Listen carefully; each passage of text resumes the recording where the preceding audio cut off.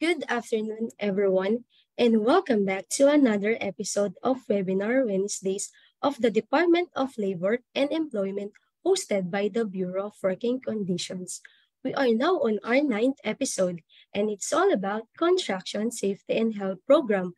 I am Diana E. Cardenas, your moderator for this afternoon's webinar. Before we proceed, let's start with a prayer.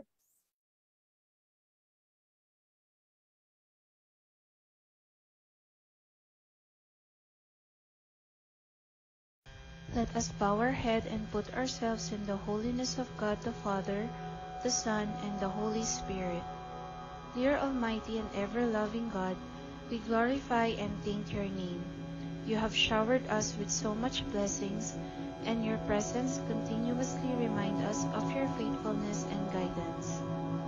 May we humbly ask you to shower our speaker today of your greatest inspiration, so that he may share the most of his knowledge, his field of expertise, and to his respective topics. May we also absorb the invaluable knowledge, experiences, and put it into practice that we may learn today. Your infinite blessing would mean the success of this webinar. May we be a living witnesses of your genuine love through the enactment of the knowledge acquired through this activity. We ask this in the name of your Jesus Christ, our Lord and Savior. Amen.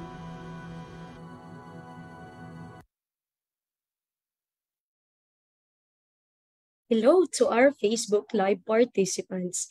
Pa-heart react naman po ako sa ating 166 FB viewers.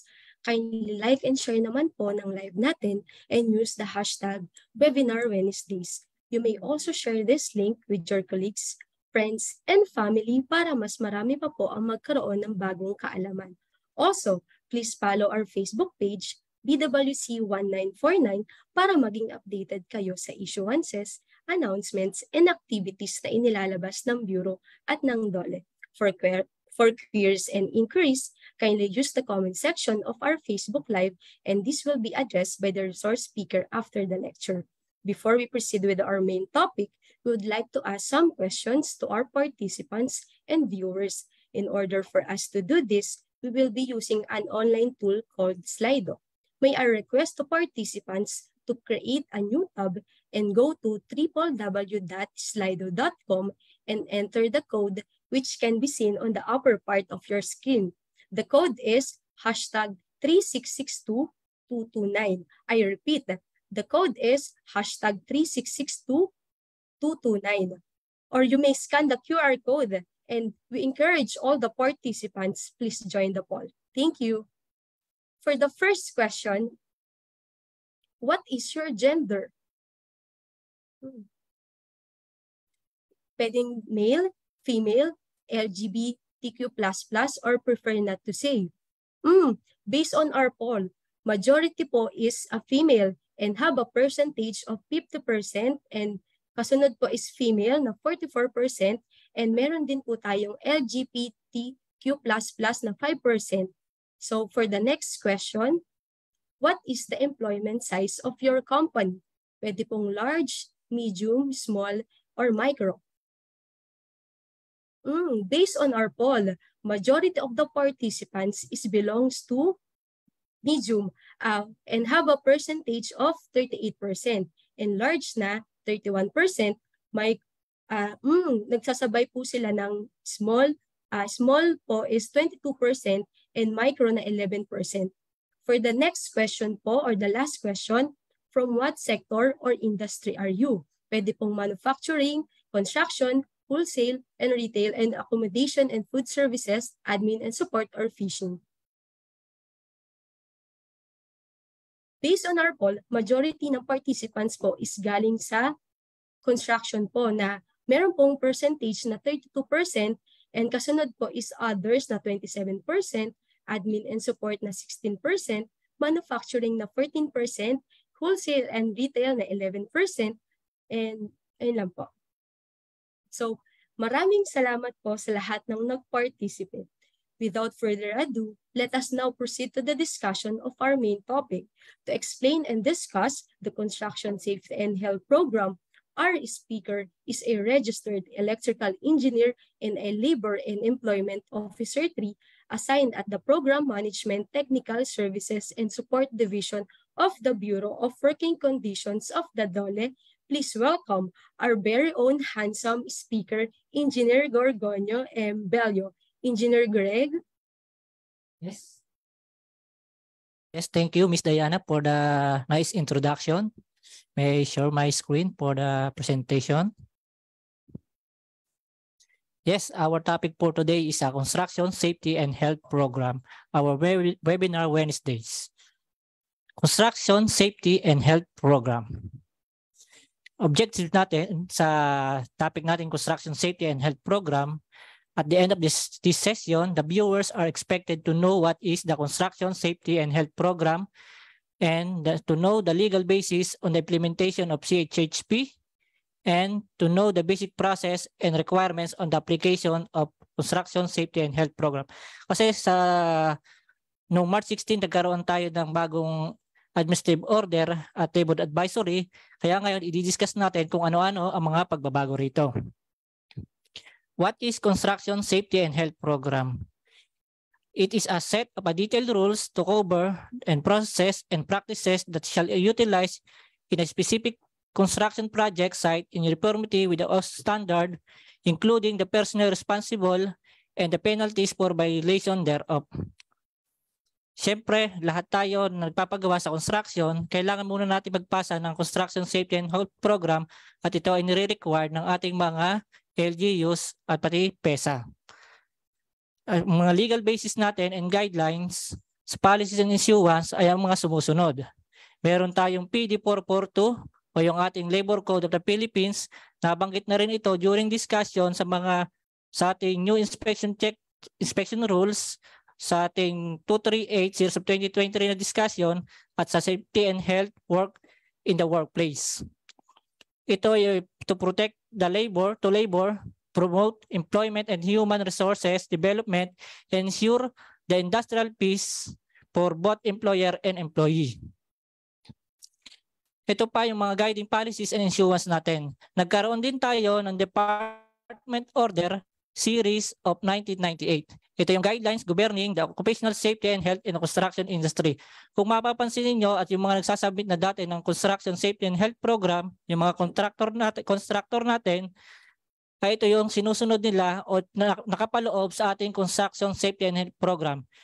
Ito ay to ensure the protection and welfare of workers employed in the industry. Hindi lang yun, to ensure the protection and welfare of the general public within the around the vicinity of the construction work site. Hindi lang pinapangalagaan natin ay yung mga manggagawa, pati na rin yung mga taong nasa paligid nito at yung mga lugar na ginagalawan ng mga tao natin.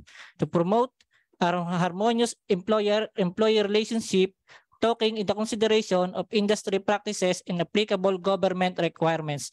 Kailangan magkaroon tayo ng harmonious relationship, pagtutulungan ng ating mga employer at employee upang mapatupad natin ang safeties pagdating sa ating construction site. Ito yung silent pictures ng ating guidelines sa Construction Safety and Health Program.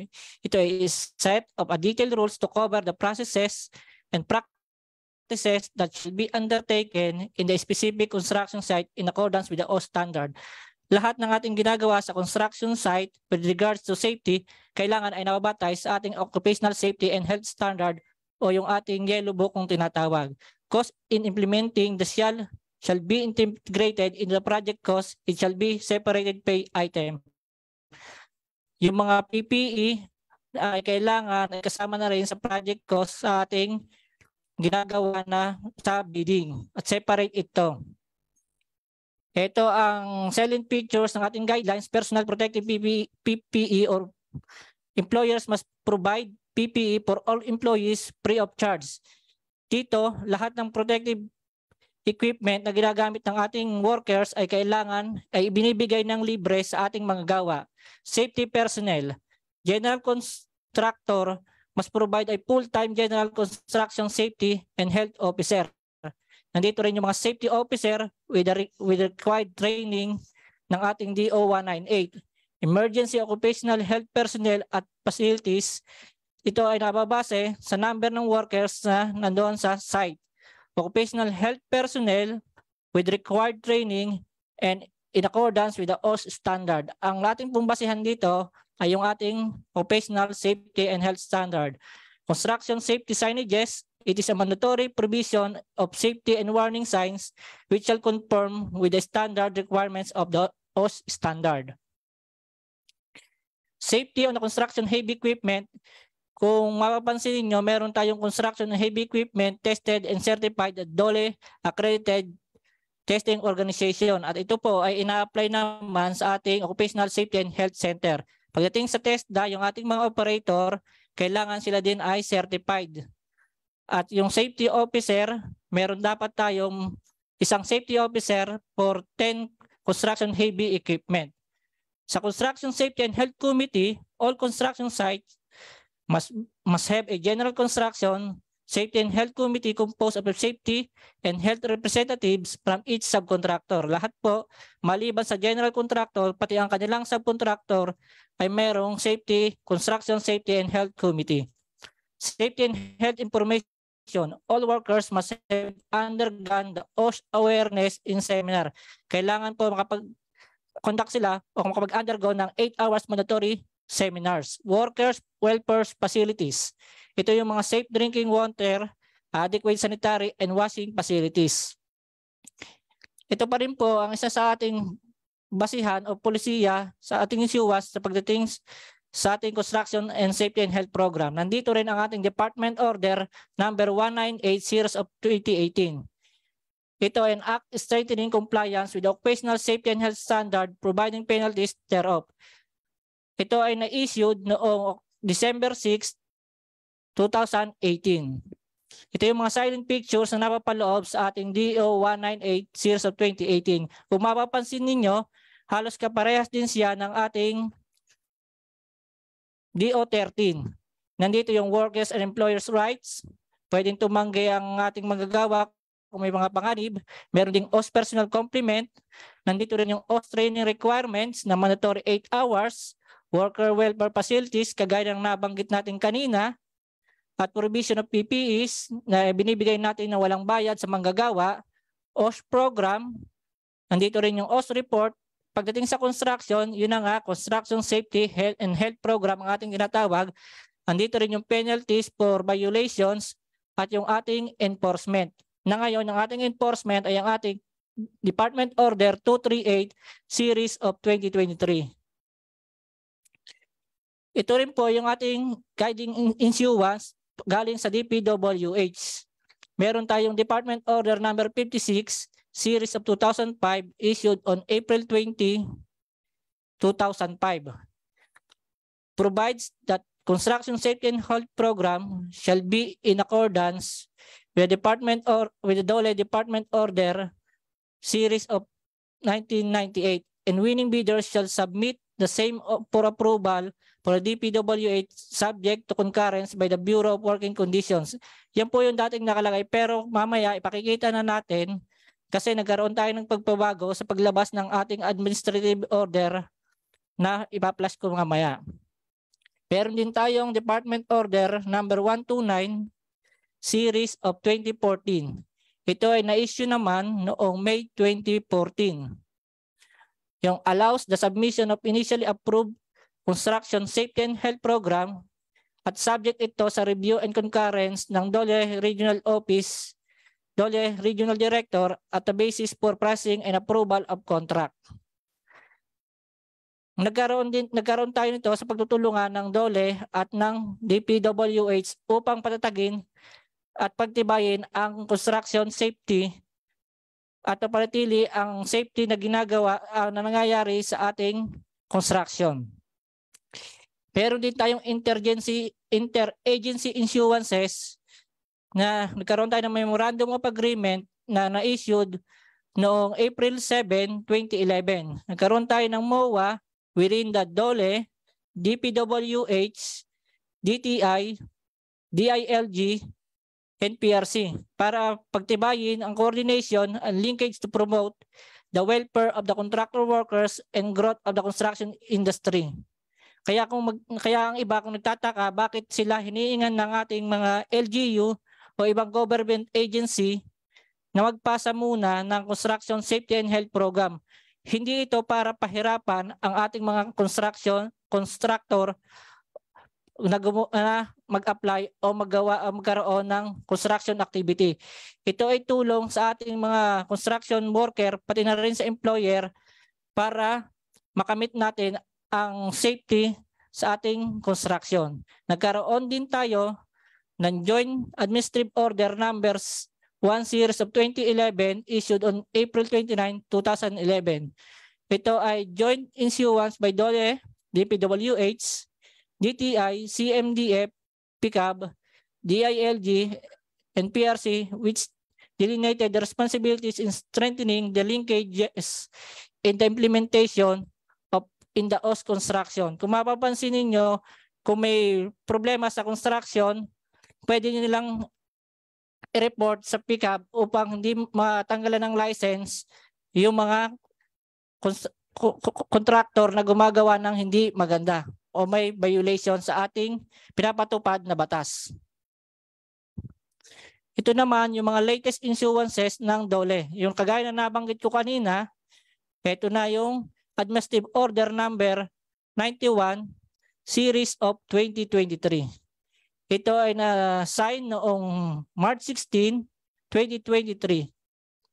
At itong administrative order na ito ay to facilitate the evaluation and processing and concurrence. Kung mapapansin ninyo, yung ating sa bagong administrative order na ito, yung pagpapasa ng DPWH ay kailangan i-concur na lang ng ating field office at o provincial office. At prior sa submission ng construction safety and health program, kailangan bago magkaroon ng construction, kailangan mag-submit muna tayo ng construction safety and health program. Ito rin naman yung bagong issuances na Labor Advisory number 06 series of 2023. At na-sign din ito kasabay ng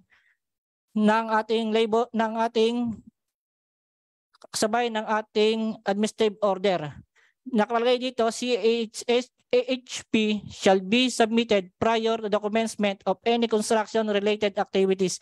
Kaya kung mapapansin nyo, may mga nagsasubmit pa rin kung bakit nahuhuli o halos patapos na yung kanilang construction, saka pa lang sila magsasubmit ng Construction Safety and Health Program. Bakit kaya ito nangyayari? Sa gayon, nagkaroon na tayo ng coordination sa iba't ibang departamento ng gobyerno sa pagpapatupad nito. Ito yung mga na-highlights sa ating Administrative Order number 91 series of 2023 and Labor Advisory. Na-supersede niya ang AO 152 series of 2011 and Administrative Order number 24. Ano naman yung Administrative Order 152? Ito yung pag-approve o pagbibigay ng Certificate of Approval galing sa Department of Labor. Kasi sa bago na, yun namang Administrative Order number 24, yung pagkakaroon ng criteria para sa pag-submit sa simplified construction. Evaluation, processing, and concurrence of CHP is now with the DOLE Provincial Office and Field Office. Lahat na po ng application pagdating sa Construction Safety and Health Program ay kailangan dumaan sa ating Provincial Office at Field Office. Hindi na po nagpa-process ang ating mga regional offices. Ang approval po niyan ay sa atin na pong mga Field Office Director o Provincial Head. For DPWH project po, DOLE will issue letter of concurrence. Pag ang lahat po ng project ng DPWH ay kailangan dumaan muna sa kanila for the pre-evaluation. Pagdating po sa DOLE, ito po ay for concurrence na lamang. And for other government private projects, there is no more approval. Kung magtataka yung iba, lalo na yung mga other government, agencies, hindi na po nagbibigay ng Certificate of Approval ang Department of Labor. Sa kabila po noon, ang stamp receipt na lang po na in-evaluate and complete CHSP will suffice po doon sa sinubmit na Construction Safety and Health Program. Yung iba po na mapapansin ninyo, kung mag-submit ng Construction Safety and Health Program yung inyong contractor, ay stamp receipt na lang po yung nakalagay doon sa kanilang mga Construction Safety and Health Program. Construction activities included as a priority for monitoring activities. Yun na nga po, kasama na rin sa priority ang monitoring ng ating construction activities. At kung may makita na hindi sang-ayon sa batas, ay pwede itong i-report yung contractor para mawalan sila ng lisensya. At meron na rin kaakibat na penalty sa mga makikita during the inspection. Construction Safety and Health Program processing is free and no cost to the contractor and subcontractor. Yun po, marami tayo. Kailangan po talaga sa tulong ng DOLE na kailangan pag-igtingin ang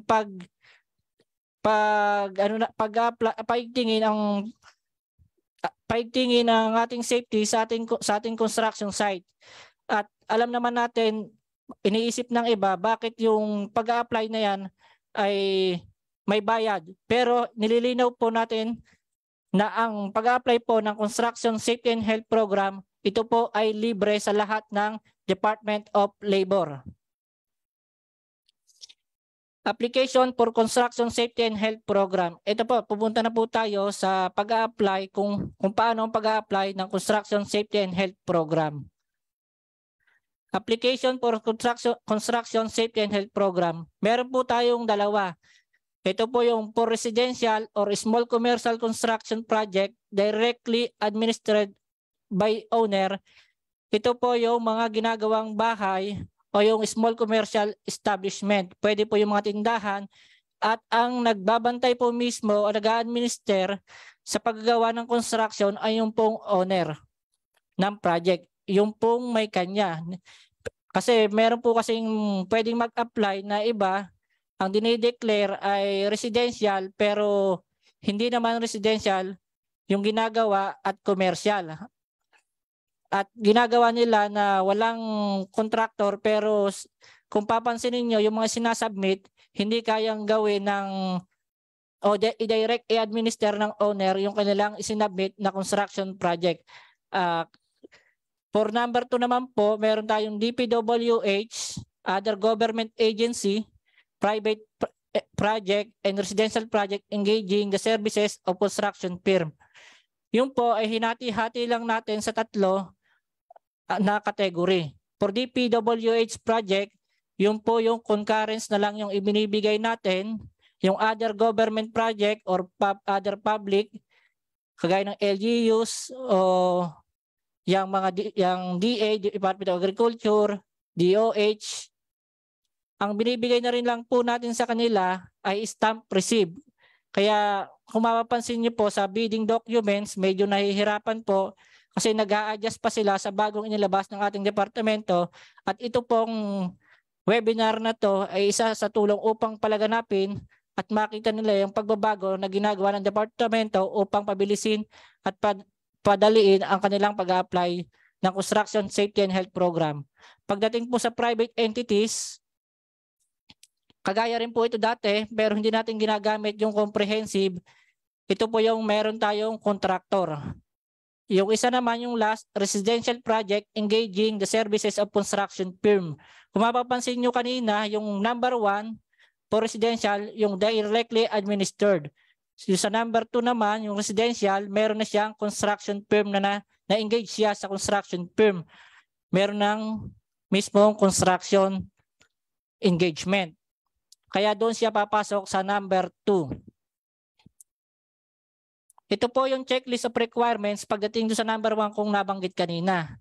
Pinadali po siya. Ang general requirements po natin ay letter of intent, address to the field office or provincial office head indicating the name and authorized contact person with telephone number.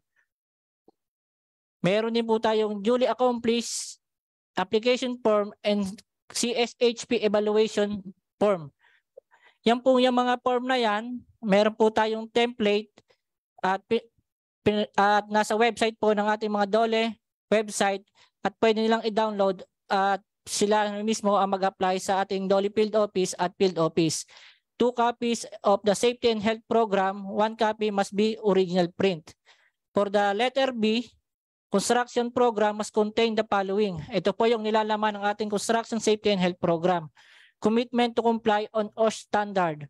Huwag po kayong mag-alala dyan kasi meron na rin po tayong template at susulatan na lang po ng mismong owner ng construction.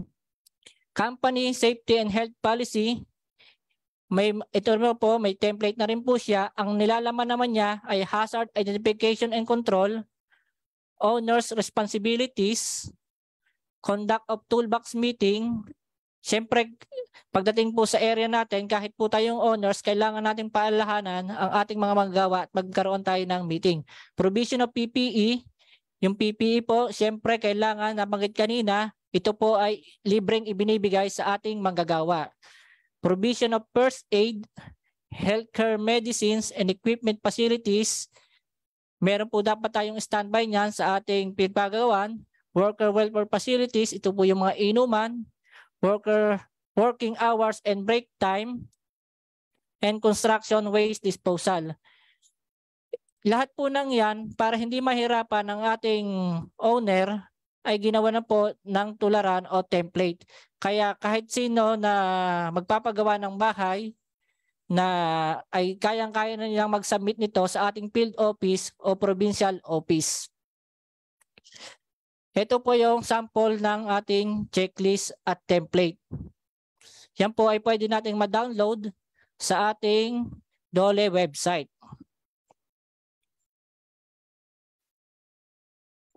Para naman po sa checklist ng ating for DPWH, private and project residential project, engaging the construction firm, ito rin po yung checklist niya. Meron tayong general requirements, CHHP detailed content, and attachment. Medyo marami po pagdating sa ating pangalawang category ng construction application.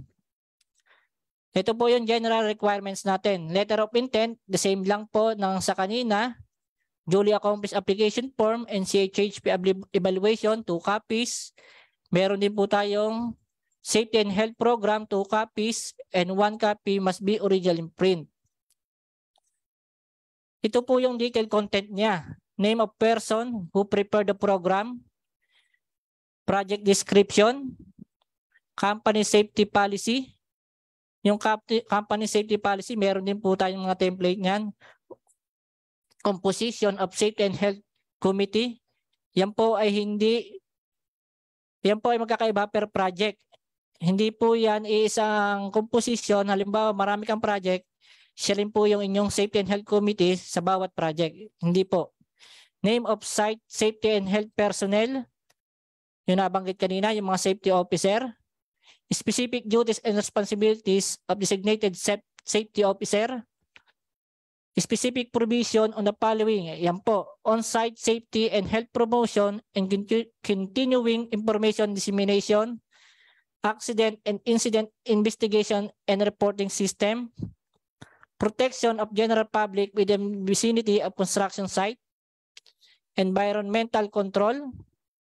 Guarding of hazardous machinery. Personal protective equipment. Handling of hazardous substance. General materials handling and storage procedures. General materials, workers skill and certification for critical occupation.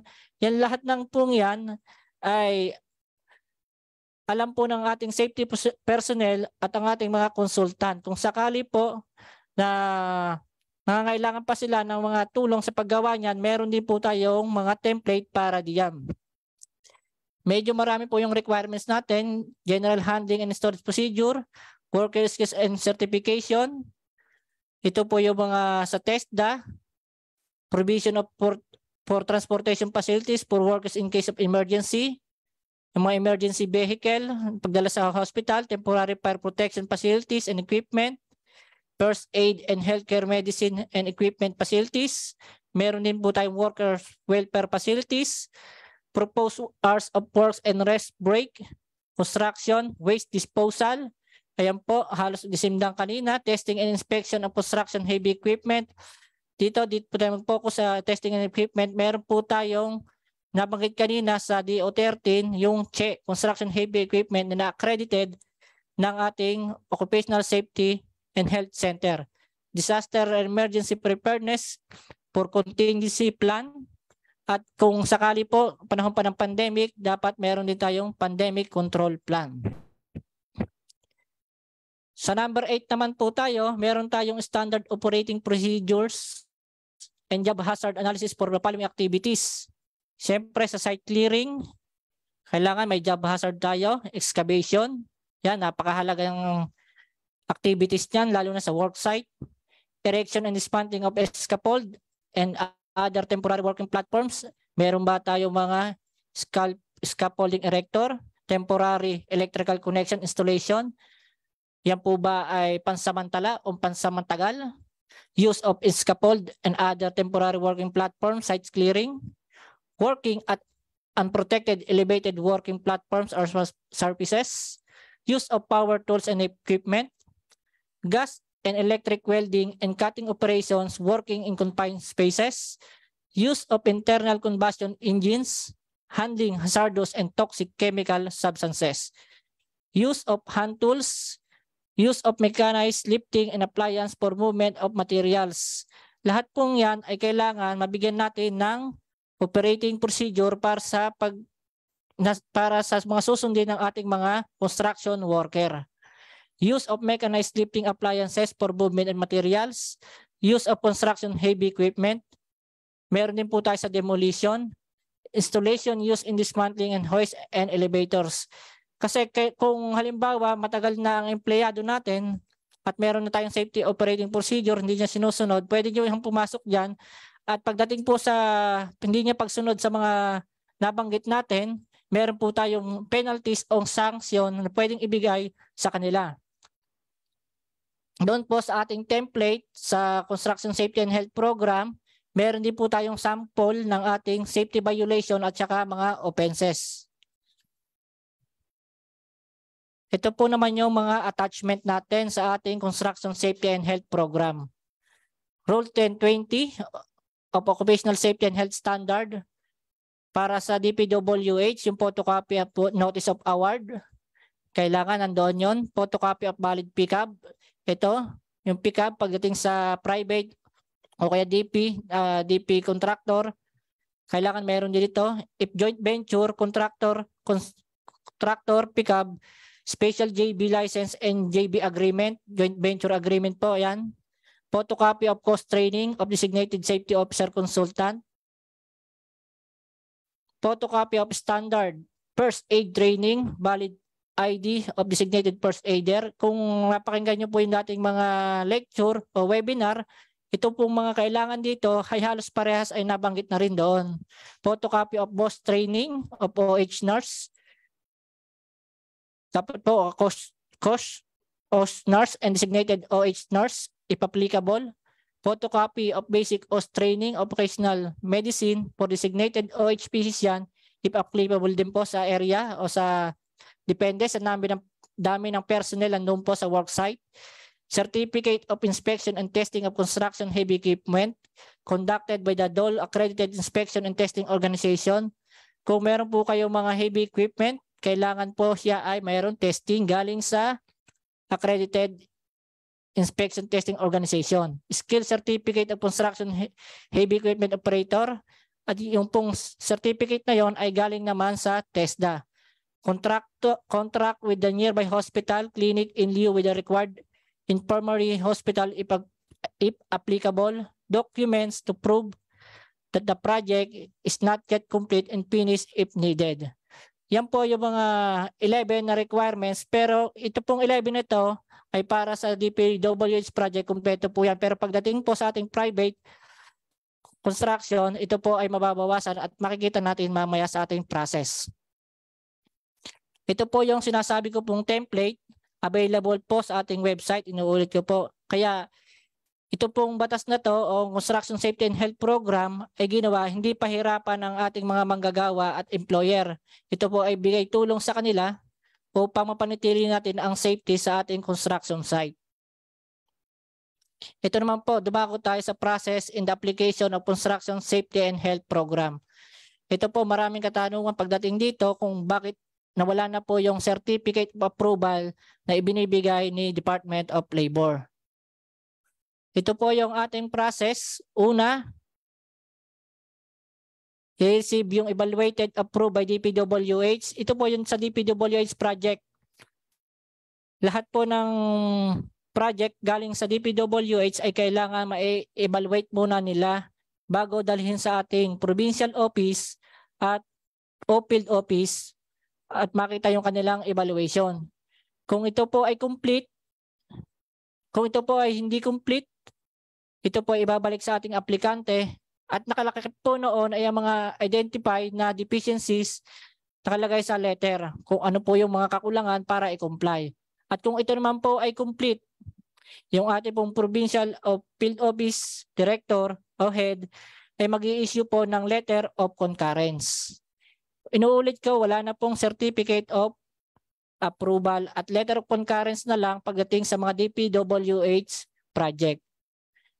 Provincial office of field office is send a TSD na name of the project for inspection. Yun po, lahat po ng ating mga na-receive, aming na-receive na Construction Safety and Health Program ay isasama po namin sa priority list para sa pag-conduct ng inspection.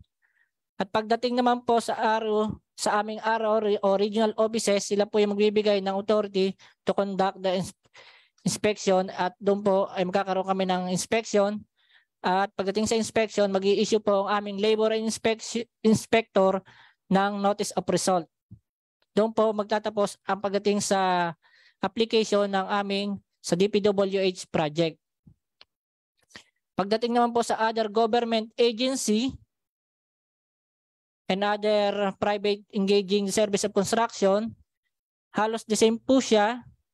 Ito po, ang pinagkaiba nga lang, hindi na dito ay walang concurrence kasi walang ibang titingin nito kundi ang aming labor evaluator, ang aming field office at provincial office.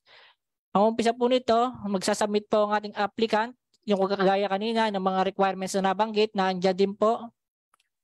Yun nga po, inuulit ko kanina, 11 pagdating sa DPWH, pagdating dito sa private and other government, naging 7 na lang po. Pag siya po ay hindi kumpleto, ibabalik po ito. At kalakip nito ay ang letter galing sa ating PO o FO na naka-identify kung ano yung mga deficiencies. Kung ito naman ay kumpleto sa bago nating inilabas na AO 91, stamp receive na lang po yung ating ma-receive. Kung meron po sa inyo na other government na nagsasubmit para sa bidding po natin, pwede na po ito.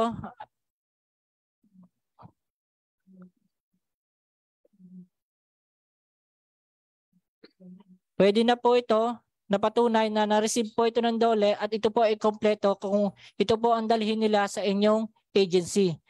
Ito rin po yung provincial office, field office head ay mag-send sa TSSD chip ng pangalan ng project at inclusion sa priority list na for conduct ng inspection. At pagdating naman sa inspection authority, ang regional office po ang magbibigay at kasama na rin po sa inspection ang magbibigay naman po at pupunta sa inyo ang ating labor inspector para i-verify yung mga dokumento na isinabit ninyo sa amin para matingnan kung napapatupad ang inyong sinabit na Construction Safety and Health Program. Bale, doon po nagtatapos ang ating presentation pagdating sa Construction Safety and Health Program. At inuulit ko lang po na lahat po ng submission o proseso na pinapasa ninyo sa Department of Labor ay wala pong bayad. Maraming salamat po.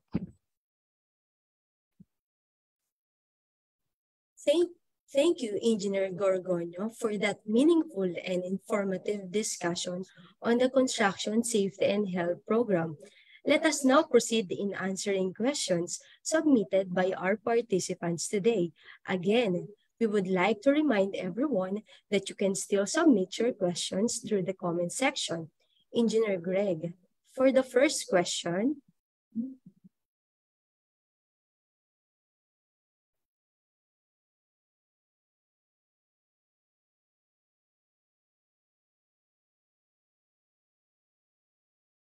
yes.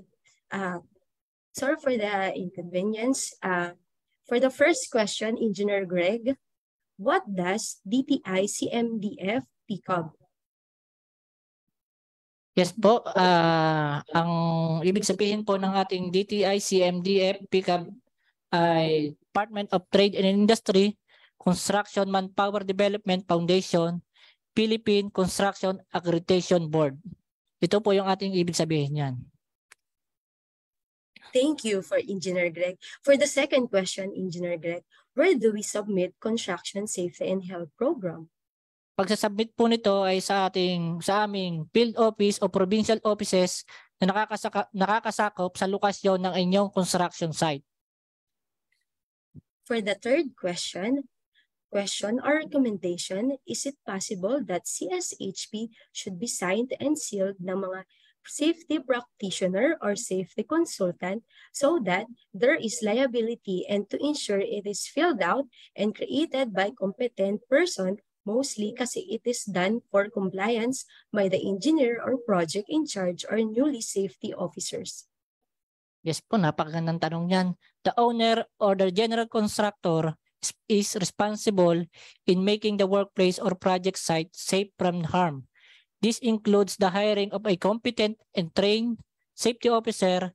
So masisiguraduhin natin po na equip and competent ang ating mga safety officer o ang ating consultant. Thank you. For the fourth question, Engineer Greg. Sir, question, what if ang manpower supply is cost plus considered pa ba yun as subcon? All construction project not directly administered by owner is considered with hire constructor. Manpower supply either to general contractor or to other subcontractor is contracting which is covered by DOLE Department Order 174. For the fifth question, yung pong sa mga state university na infra projects, mandatory po ba ang CSHP? Oy, napakagandang katanungan yan. Ang Construction Safety and Health Program ay requirement bago makakuha ng building permit para mag-construct ng isang building, kaya ito po ay mandatory. Thank you, Engineer Greg.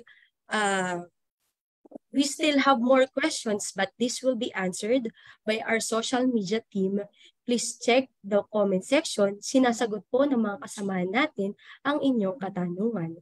Sa mga hindi po naka-join o nakapanood ng ating episode today, pwede po nating panoorin muli ang live stream sa BWC Facebook page. Some announcement lang po, ang BWC ay patuloy na magpapalabas ng webinar Wednesdays para sa buwan ng September. For September 6, Episode 10, Introduction to DOLE Technical Advisory Services.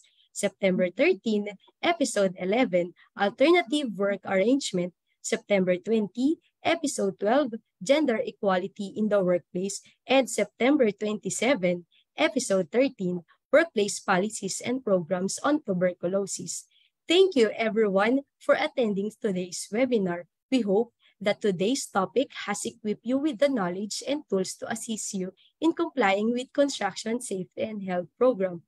If you have further questions, you may send us an email at askbwc@gmail.com. I repeat, you may send an email at askbwc@gmail.com or you may call the DOLE hotline 1349. Also, please follow our Facebook page, BWC 1949, para maging updated kayo sa iba't ibang issuances, announcements, and activities na inilalabas ng Bureau at ng DOLE. On behalf of DOLE BWC and our presenter, Engineer Gorgonio M. Bello, Thank you for joining us today. Have a great and safe day.